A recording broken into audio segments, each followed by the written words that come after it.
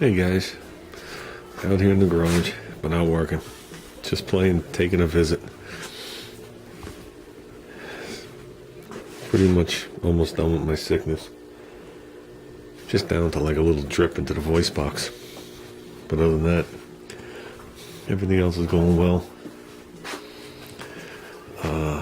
My wife and little guy just went to the store, and they ran into a person who was a very, very good friend of mine for a very long time. Actually taught me the little bit of body work I know. And it made me sit there and think to myself that if he stopped by the house right now, what would he think of the Fender? Knowing the skill level that he and his family had in this, type of deal. I know a project like him, or a project like this to him, would have been, I don't know, maybe a quarter of the time, and there'd probably be about a quarter of the amount less Bondo in it. Easy. Would it be a quarter of the amount of Bondo in it? They would definitely are craftsmen, fabricators, body men, whatever you want to call them. And we lost contact over the years because of a divorce situation,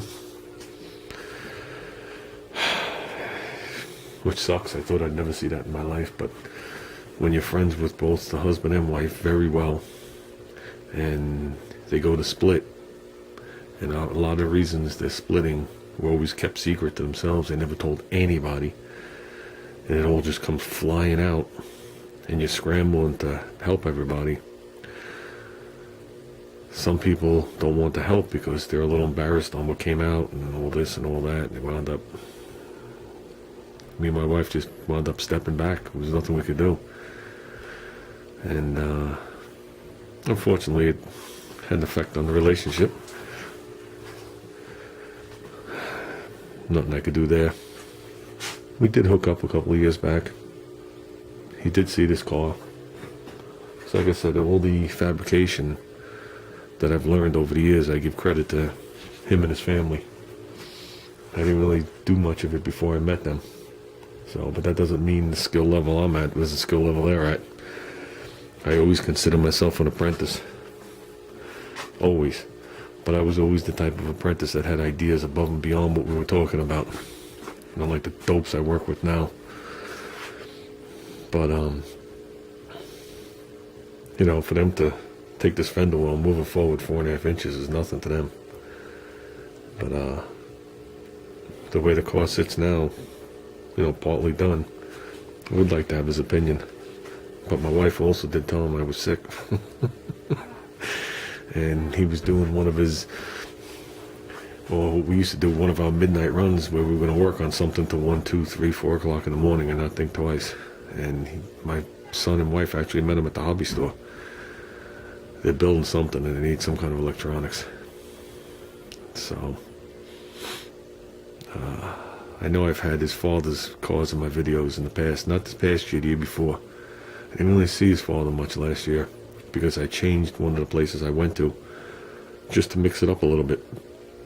And I was doing Wednesday night cruises instead of Thursdays, and I couldn't really do Wednesday and Thursdays. So I was missing his father. But the father has a 56 Ford pickup, 55 Chevy, 2-door, it looks like the American Graffiti type car. Has a couple of cool motorhomes that he built. He was the type of person, they never bought nothing new. They built everything they ever had. All the motorhomes that they've ever built, he would start with a body and make it 4-wheel drive right off the bat so they can go to the beach with it, and then he would just build it from there, with all the fabrication. One of the things we did do together over there was I'm going to get the year right, I'm pretty sure it was a 65, not a 62, a 65 GMC town bus.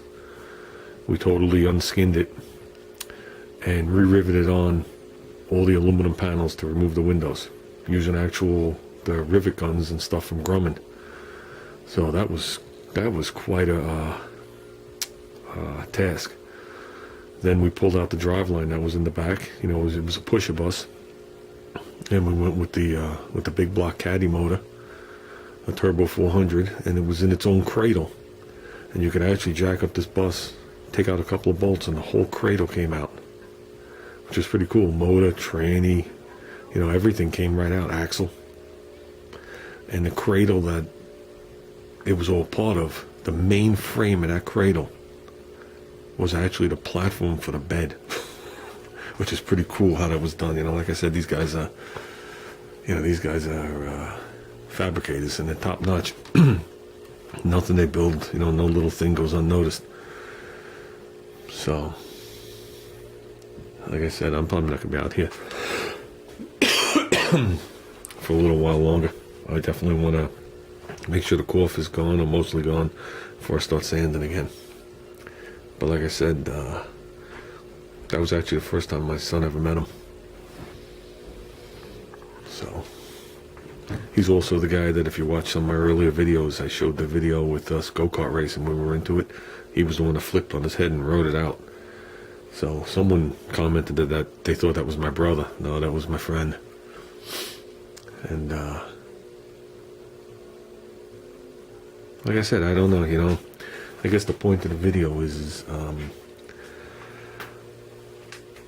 how many people have learned the craft over the years, and the person that taught it to you is either no longer around, or you've lost contact with, and you want them to come back and check out your work to see what they think, to see if you've progressed to the level that they would find acceptable, or if you just strayed in the wrong direction.